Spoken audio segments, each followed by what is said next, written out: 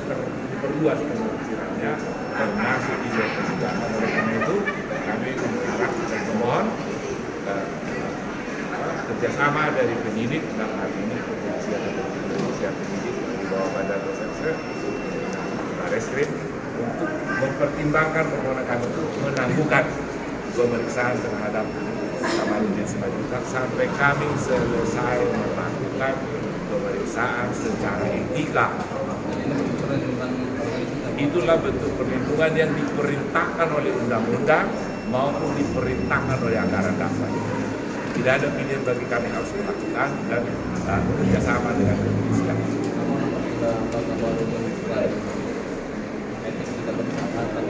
Apapun keputusannya nanti kita akan berikan juga pendapat itu kepada penyidik, karena di dalam undang-undang maupun SKB itu dikerjasamakan dengan harus komunikasi. Ya, kira kalau sudah menyangkut teknis pidana dan penahanan sudah ada tim pengacara, di mana saudara Johannes ini adalah di DPP Asosiasi Advokat Indonesia, dan sementara ini Rizkan Bahrozi adalah sekretaris jenderal wakilnya. Kenapa organisasi saya selalu umum harus bergabung tidak hadir secara formal, dan surat juga sudah kami masukkan, kami tembuskan ke Menko Polhukam. Saya berharap semua institusi negara saling menghormati dan tidak bubar negara ini kalau kita saling menghormati apabila diikuti ketentuan perundang-undangan kita, karena proses hukum pidana itu adalah proses law. Pasal 17 Undang-Undang HAM mengatakan, Undang-Undang HAM nomor 39 tahun 2009 mengatakan pembuktian adanya bisa menemukan satu keadilan harus melalui suatu proses beracara yang benar. Jadi kalau ada due process of law, pastikan tidak ada keadilan menurut pasal 39 pasal 17 Undang-Undang 39 tahun 1999. Kan mungkin ada saya menambahkan, kebetulan posisi saya selain sebagai salah satu penasihat hukum dari rekan Kamarudin Simanjuntak, kami juga anggota dari DPP. Berhubung Kamarudin Simanjuntak adalah anggota AI, maka sudah menjadi kewajiban organisasi untuk memberikan perlindungan hukum. Ya. Tadi sudah dijelaskan oleh Ketua Umum AI, Asosiasi Advokat Indonesia Komisi Murni, Bang Palmen Situmorang, bahwa hari ini kami sudah mengirimkan surat ke Kabareskrim dan ke Kapolri. Inti dari surat itu adalah minta ditangguhkan dulu pemeriksaan dari rekan Kamarudin Simanjuntak, karena ini adalah wewenang organisasi untuk menyidangkan dulu, untuk memeriksa dulu di Dewan Kehormatan Kode Etik Advokat. Ya, jadi intinya jangan penegak hukum lain memeriksa terlebih dulu sebelum ada putusan dari Kode Etik AAI Official itu ya yang perlu kami tegaskan. Tersangkanya Kamarudin ada hubungannya dengan putusan kemarin? Saya melihatnya ya kalau dari substansinya tidak ada, tapi kalau dari urutan lini masanya kami juga kaget ya. Surat panggilan diterima oleh Kamarudin tanggal 7 Agustus, ada surat panggilan penetapan tersangka dan SPDP tanggal 10 Agustus diminta untuk datang ya. Sebetulnya panggilan itu tanggal 10 untuk hadir. Namun karena rekan Kamarudin Simanjuntak tanggal 10 sudah ada agenda sidang di Jambi, minta diagendakan hari ini. Hari inilah rekan Kamarudin mendatangi. Ya, begitu. Ada hubungannya nggak? Kemarin kan putusan kasasi cabut di 50%. Sehari sebelumnya Bang Kamarudin ditetapkan sebagai tersangka. Ada hubungan itu? Ya, ini substansi ini memang secara yuridisnya tidak bisa dihubung-hubungkan. Ya, namun kami sebagai penasihat hukum dari keluarga Yosua dan sekarang salah satu penasihat hukum dari Kamarudin Simanjuntak, ya memang ini nanti masyarakat sendiri yang dapat menilai kenapa 7 Agustus Kamarudin mendapat surat panggilan tersangka, tanggal 8-nya diumumkan ya. Silahkan nanti tebak-tebak sendiri gitu ya. Kalian semua pasti udah tahu jawabannya. Yang penting begini ya, Seandainya nanti seperti tadi yang dipertanyakan oleh rekan jurnalis, bagaimana nanti kalau persidangan itu substansi nanti lebih lanjut. Ya. Kami yakin bahwa apa yang dilakukan oleh rekan Kamarudin ini bicara substansi ya. Pasal yang disangkakan itu kan 27 ayat 3 ITE, ya, mencemarkan nama baik. Rekan Kamarudin ini bertindak untuk data atas nama kliennya.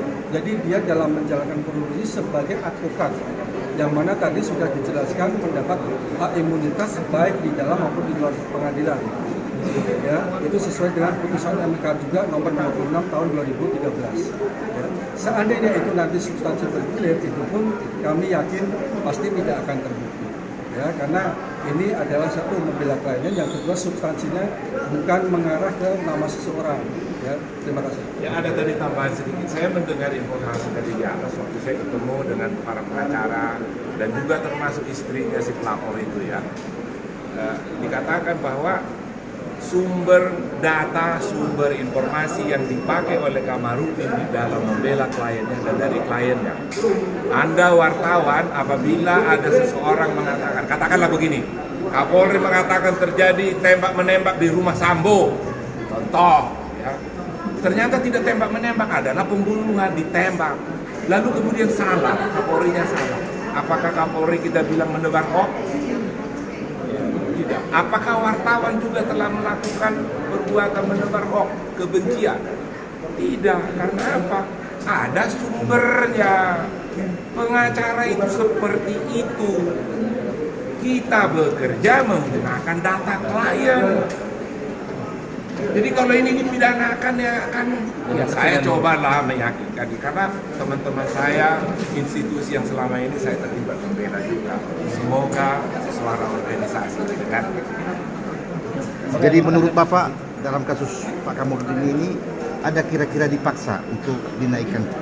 Ya, lebih baik pengacaranya yang bicara. Kalau aku sih hanya melihat dari profesi. Kalau memang seperti Dari itu segi ada kira-kira indikasi yang bisa saya dipaksa katakan tadi, naik? profesi itu adalah merepresent, bertindak untuk dan atas nama kliennya. Jadi kan untuk melakukan segala sesuatu yang dipandang perlu, itu kuasa, bukan ibarat intelektual yang disewa untuk menyuarakan suara kliennya. Tadi si istrinya si pelapor itu yang menjadi sumber dan anaknya belum diperiksa loh sampai sekarang. Iya. Jadi izin Pak PH, dengan menyampaikan Bapak tadi, jadi saya tanya sebagai Pak PH-nya sekarang. Jadi menurut Bapak, ya, atas kasus Pak Kamarudin ini ada kira-kira pemaksaan supaya naik kasus ini atau gimana itu menurut Bapak? Ya, kalau itu secara non yuridis ya, saya hanya melihatnya dari rentang waktu antara tanggal panggilan, surat panggilan diterima tanggal 7 Agustus untuk menghadiri pemeriksaan sebagai TSK tanggal 10 Agustus. Itu kalian bisa pikir sendiri apakah, kalau menurut saya memang ini ada dugaan paksaan, ya, ada dugaan paksaan. Kalau menurut saya, ya, karena ini berkaitan setelah ada putusan kasasi diumumkan di Mahkamah Agung.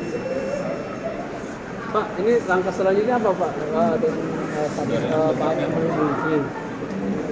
Nah, ini gini ya, jadi kami kebetulan sebagai pengurus dari organisasi Advokat Indonesia dan sekaligus salah satu penasihat hukumnya. Ya. Ini kami berdiri di sini selaku organisasi. Ya. Langkah selanjutnya dari organisasi tentu kami menunggu dari informasi dari Pak Kapolri dulu, Pak Kabar Eskrim, karena kami sudah melangkap surat dari ini. Ya, itu dulu. Ya. Mengenai pemeriksaan hari ini kami selaku penasihat hukum, di atas masih berlangsung pemeriksaan, jadi saya belum bisa memberikan keterangan. Ya, saya tambahkan sedikit Pak Johannes. Jadi setelah ini, tadi malam saya sudah koordinasi langsung dengan Ketua Komisi Pengawas yang sudah katakan tadi, belum datang. Kasus seperti ini masalah etika, organisasi harus menyerahkan kasus ini ke Dewan Pengawas. Dewan Komisi Pengawas akan memanggil semua pihak-pihak mendengar seperti menyidangkan Sambo secara etika, karena advokat itu penegak hukum menurut undang-undang, bukan kata mulutnya Palmer. Ya, Artinya organisasi yang bersangkutan yang Polisi, jaksa, hakim, semua warga negara Indonesia, advokat harus tunduk dan mematuhi Undang-Undang Nomor 18 Tahun 2003 tentang advokat. Ya, advokat adalah penegak hukum cakrawangsa dari 4 pilar. Saya agak bersemangat walaupun sudah ada berusia. Mantap bang. Nomor kontak. Oh, gini aja. Coba ini minta nomor kalian, surat tadi yang saya kirim itu biar dibagikan. Minta nomornya. Catat. Suruh mereka catat sendiri, kasih kertas aja. Sama Nama sama terima.